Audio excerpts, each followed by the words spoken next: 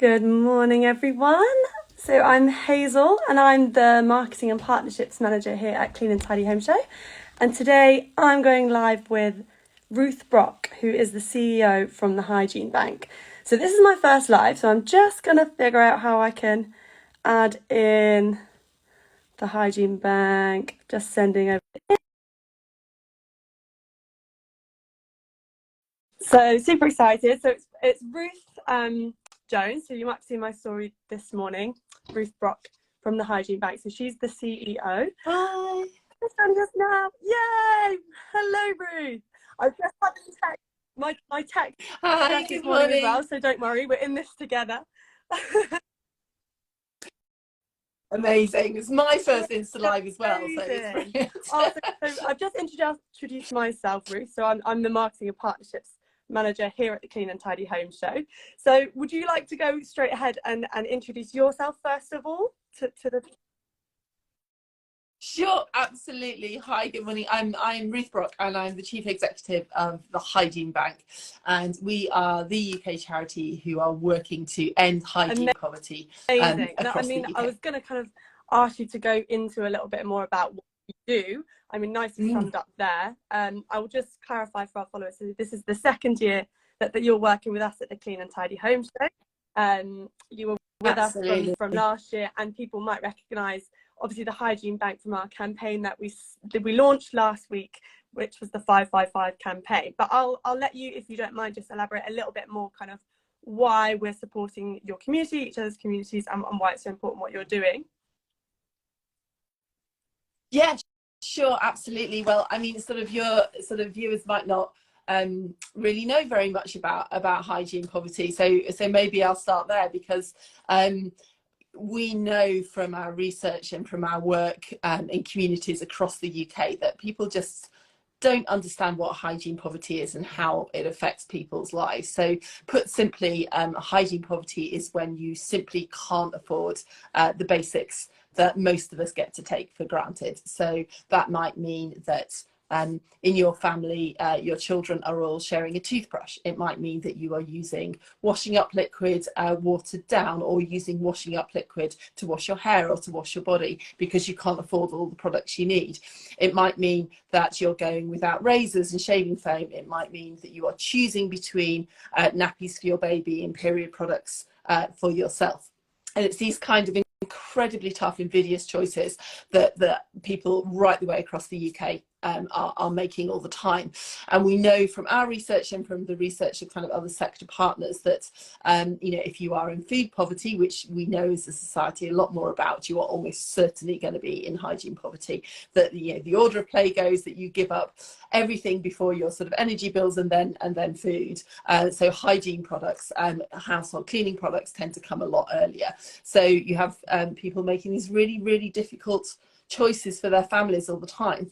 And maybe we can talk about it in a little while, but we also know a lot more now about the effects that hygiene poverty has on individuals and on families. But so put simply, we are the charity who are here to try and tackle that, because we believe that everyone deserves to feel clean. It's an absolute basic. So the way that we do that is we have now 200 projects in communities up and down the country, and this incredible army of over 600 volunteers who collect and who distribute those essential products through our community partners. Those are sort of local charities, sort of refuges, food banks, homeless shelters, schools, any other kind of partner who knows how to kind of connect with the people and families who need us most. It's amazing. So that's what we do. I feel like everyone watching will agree that that's so awful that a charity like you have to, that's so important. So I feel like you've kind of given a summary about what you do in general. Is there anything sort of specific? Obviously we've got the show, but anything that you are doing this year in particular, that projects you'd like to... Yeah, sure. No, absolutely. So you're right, when you say that it's sort of shocking that a charity like us has to exist, and ultimately we want not to. That is like my biggest ambition as a chief executive is for this charity not to exist, for us not to be needed, and we want to achieve that in two ways: through getting those products out, alleviating the immediate need that people have, but also campaigning, because ultimately this is just not a situation that we should be in 2023. We should not have families having to make the kind of choices that I've described, and having to live with the awful kind of health and mental health sort of impacts of that.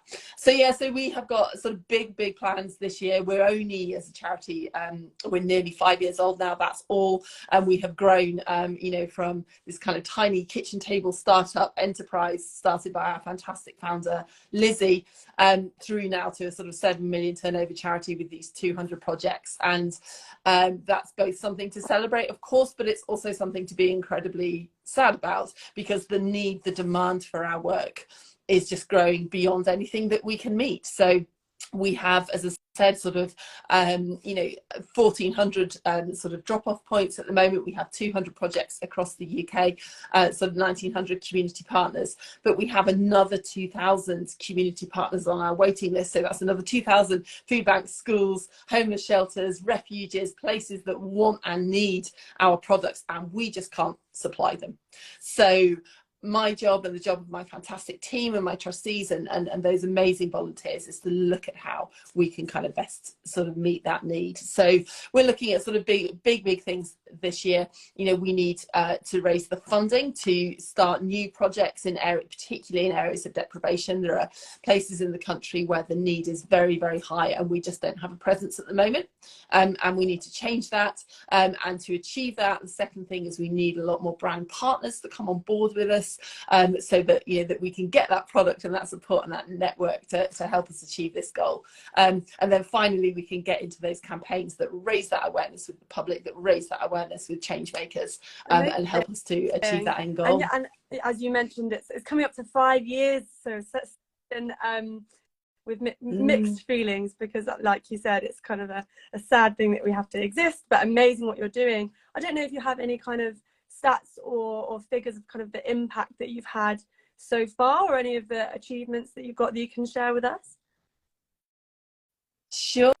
Oh yeah, well, we have gone, you know, as I say, from this place where we were just sort of some volunteers around the kitchen table to, you know, to this, you know, 200 projects, and these incredible volunteers who are at the heart of everything we do, and they really are this kind of like grassroots movement that sort of have taken us to the place we've got to. We couldn't do it without them. We're incredibly grateful for their energy and their commitment and their sort of like amazing desire to help. It's just wonderful.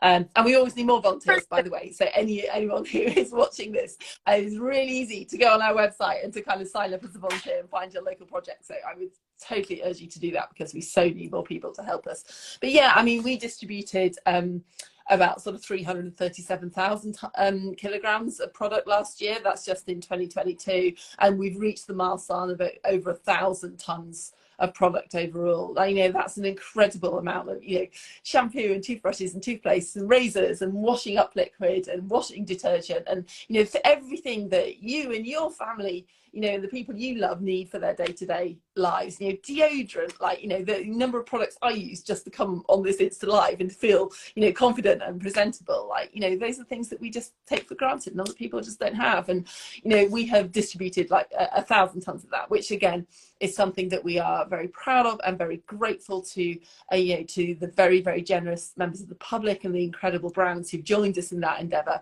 But also, as I say, is a real sadness, because, you know, those have gone to people who would not otherwise have had them, and we know there are thousands and thousands and thousands more people going without those products every single day. And I know that, again, people kind of watching, and members of the Clean and Tidy Home Show community, all of our leftover stock products in the gift bags last year went to the Hygiene Bank. I think our dishwasher ended up in one of your kitchens.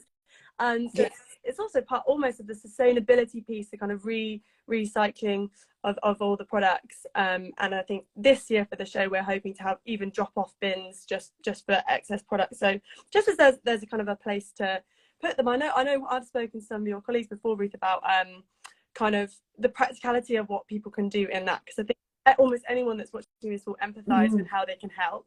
As I said, we've done our Clean 5, Donate 5 to the Hygiene Bank, and then Nominate 5 that's rolling this week. So if anyone hasn't, so excited for this. That's still going. and that's a really great way of getting involved and supporting what the Hygiene Bank are doing. But Ruth, if there's anything else, I know you said volunteers always needed, which is a great idea, but if there's anything else you can kind of think of, or how easy it is to support you, or other things that people can do that are listening in, or brands that they know of, if you want to talk about that for Sure.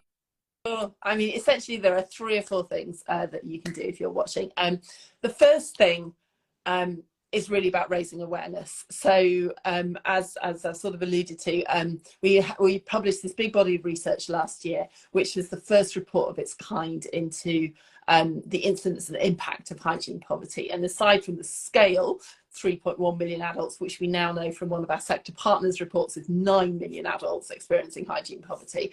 Apart from the scale, it told us about the impact, what it does to people. So it makes people anxious and depressed. People exclude themselves from society. I think over a third of people experiencing hygiene poverty are keeping themselves away from family and friends and social events. I think so 12% of people experiencing hygiene poverty don't go to work or don't go to a job interview. So there's this kind of unique oppressiveness about hygiene poverty, that it blocks routes out of poverty.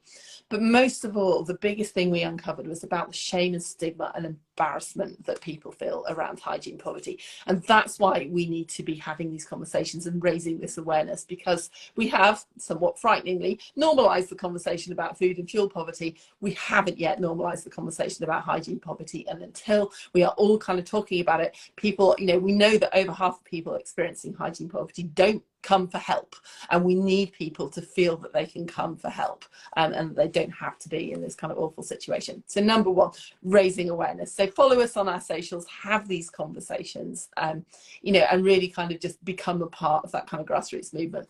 The second thing is absolutely volunteering. It's so easy to go on our website and find like your local project, but increasingly as well, and you can do this through the Big Help Out app, for the Coronation weekend that's coming up, that we're going to be having more virtual opportunities to volunteer as well. So you don't necessarily have to be in the place where the work is happening. You could, for example, help us with kind of local kind of social media for local projects, and of course you can do that from absolutely anywhere. So come along to our website, sign up to volunteer. We need more people to join the incredible volunteers we already have.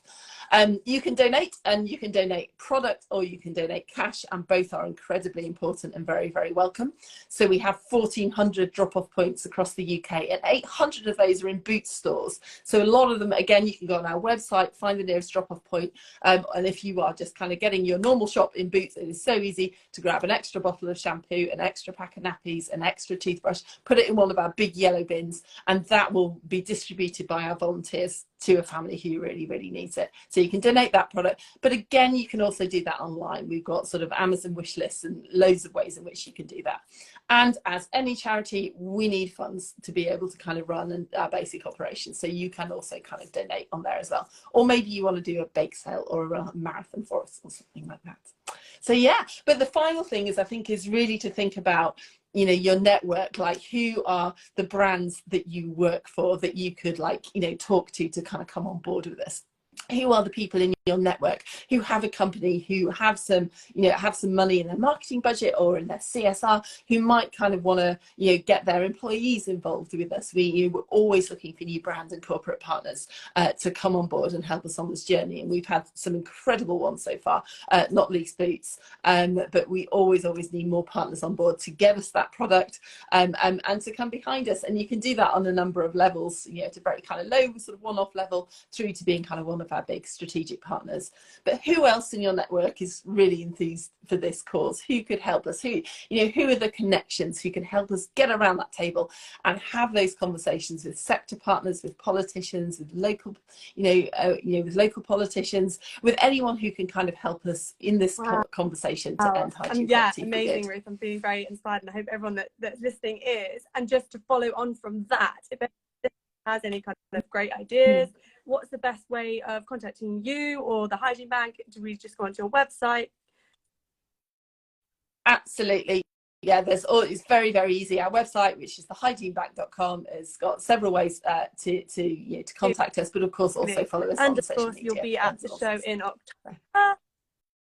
We will. We're really looking forward to this. So if nothing else, like buy your ticket with your fantastic kind of promotion and like come along and meet us there. And we can talk more Perfect. about And hygiene poverty and I will ways you can get conclude by involved. saying that any tickets that are purchased this week, £5 will go directly to the Hygiene Bank. That's our bit that we're doing as well this week.